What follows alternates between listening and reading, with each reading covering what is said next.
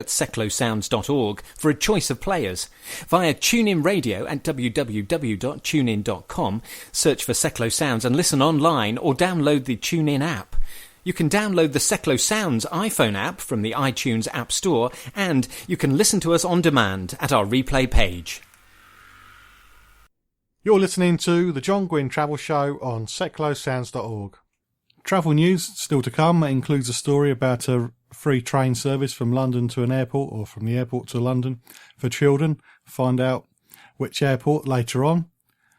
My guest this week is Chris Monk. He's the Learning Coordinator at the National Museum of Computing in Bletchley Park. I mentioned at the beginning of the show I'm a geek, and I've been getting nostalgic already about talking about the computers I used to play with when I was a kid. Still continuing about, it is my show, so it's all about me. So it's still continuing about me looking back to my early days working with computers.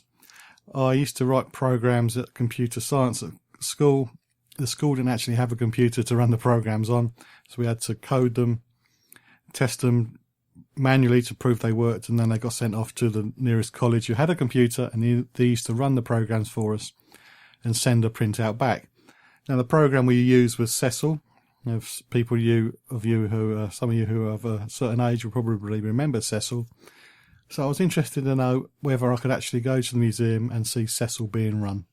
I think we could run Cecil possibly on one of the ICL machines. I'd have to check that out.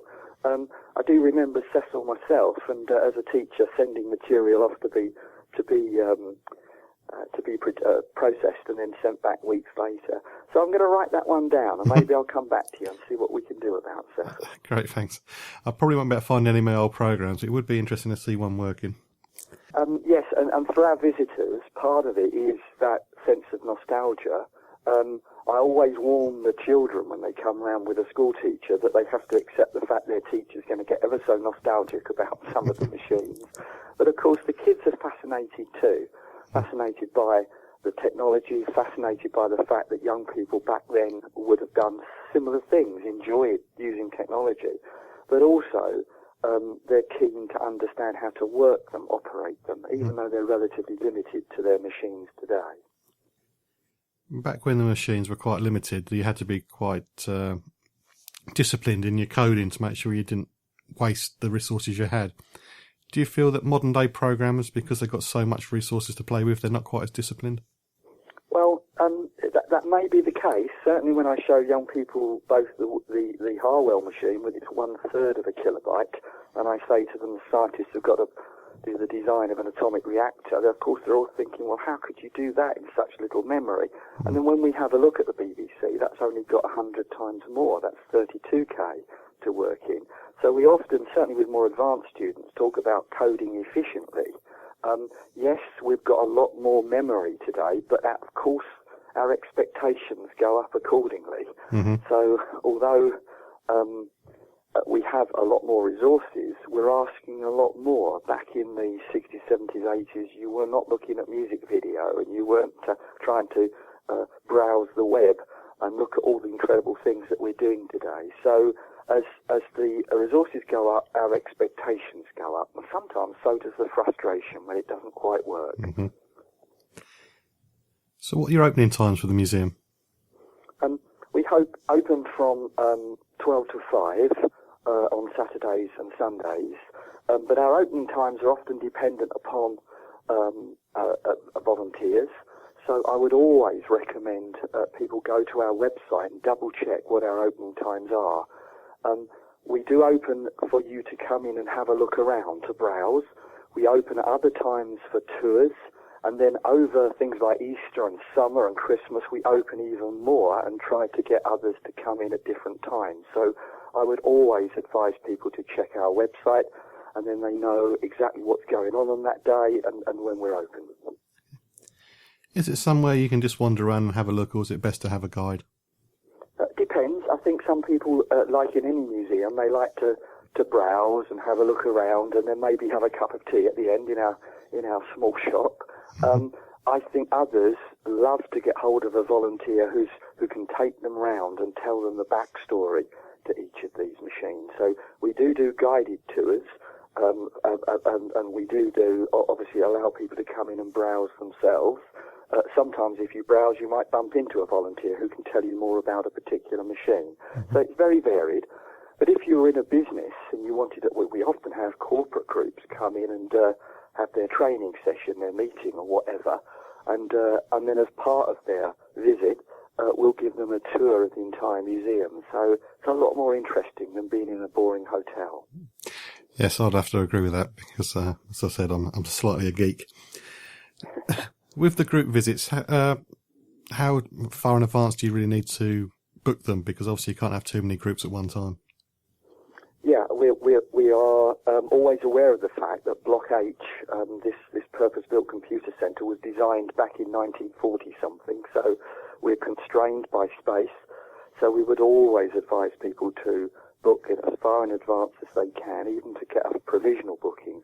And if you go to our website, you can make contact with the appropriate member of staff to talk about a corporate booking, how many we could take, what rooms we had, and so on, and some of the activities you might do on that day.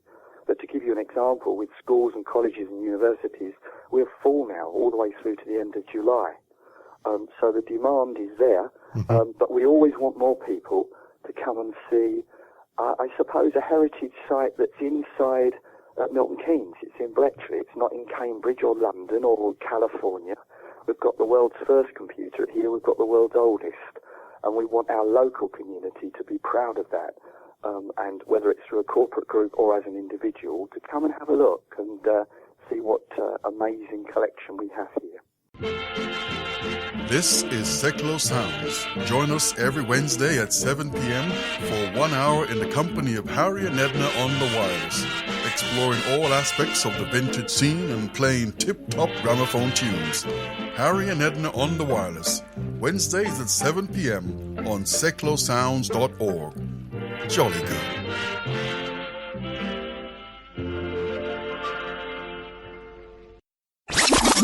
Sound the big thing now.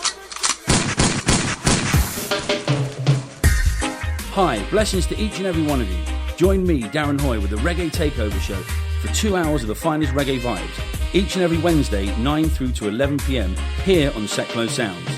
Don't miss out on your weekly Sunshine Fix, featuring Roots, Rude Boy, Dub, Lovers Rock, Ska, One Drop, and much, much more. So go on, give your sound system a treat. Join me, wind down low, and skank the night away.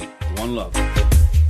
That's Wednesdays, 9 through to 11 p.m, live on Seclo Sounds. It's a top, my selector.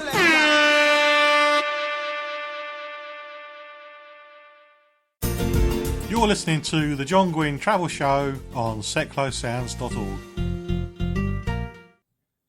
I do have a packed travel news section this week, and one of the stories I haven't mentioned already is a story about new flights from London to Tenerife North.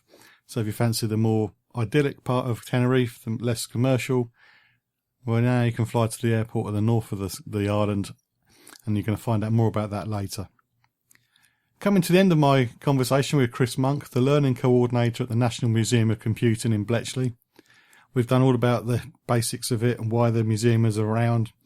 We satisfied my own nostalgic trip by talking about some of the computers I used to play with when I was a kid, and also the programming software language I used when I was at school.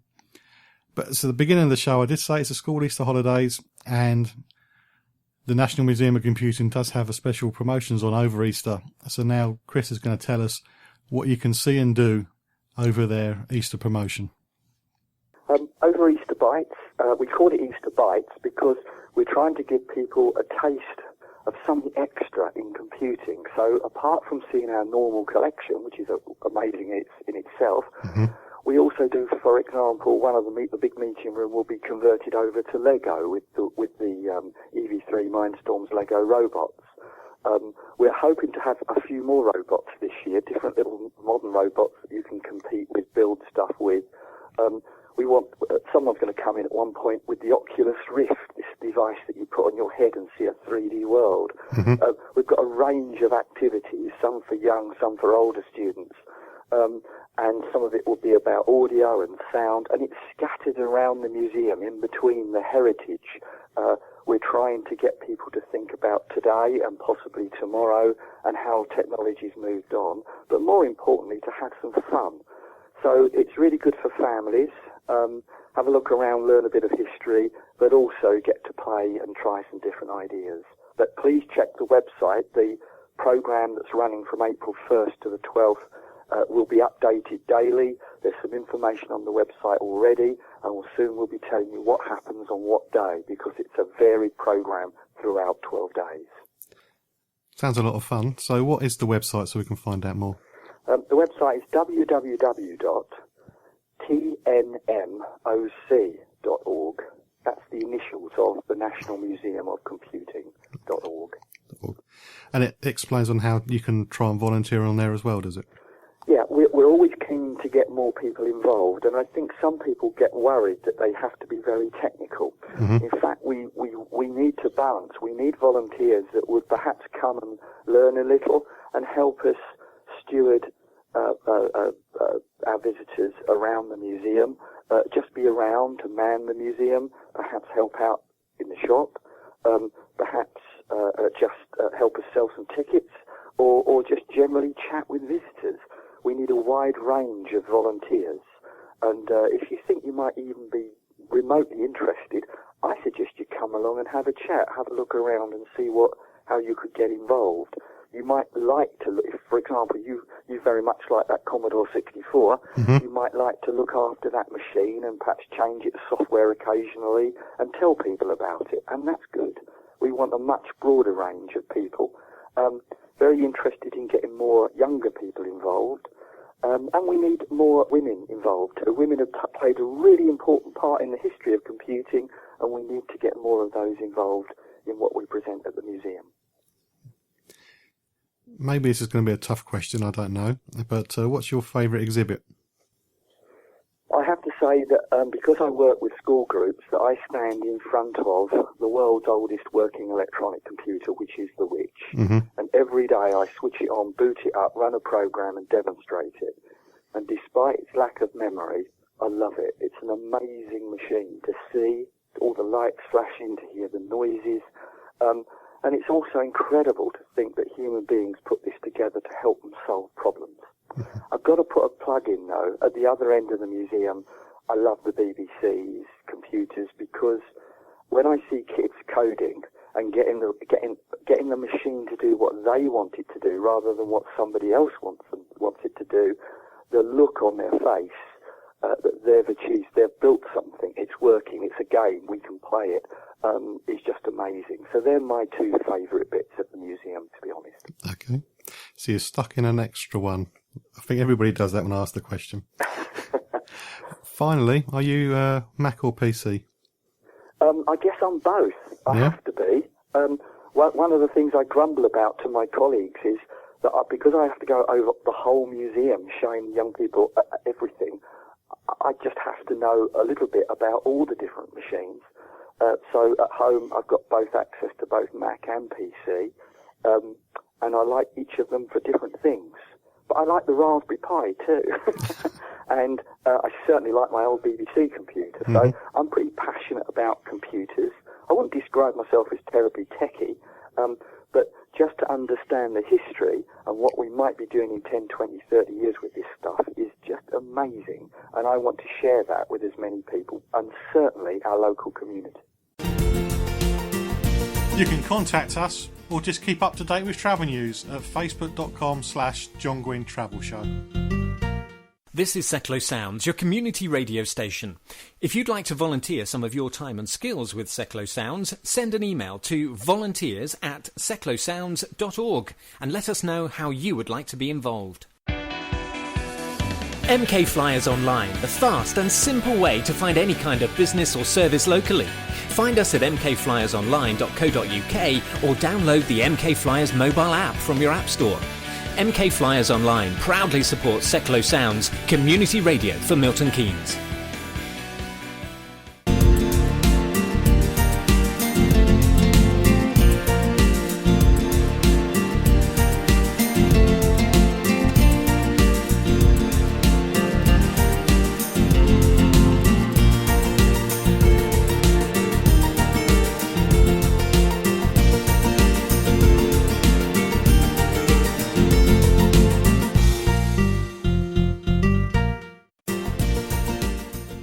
John Guinn Travel Show. Checking it out before you check in on seclosounds.org.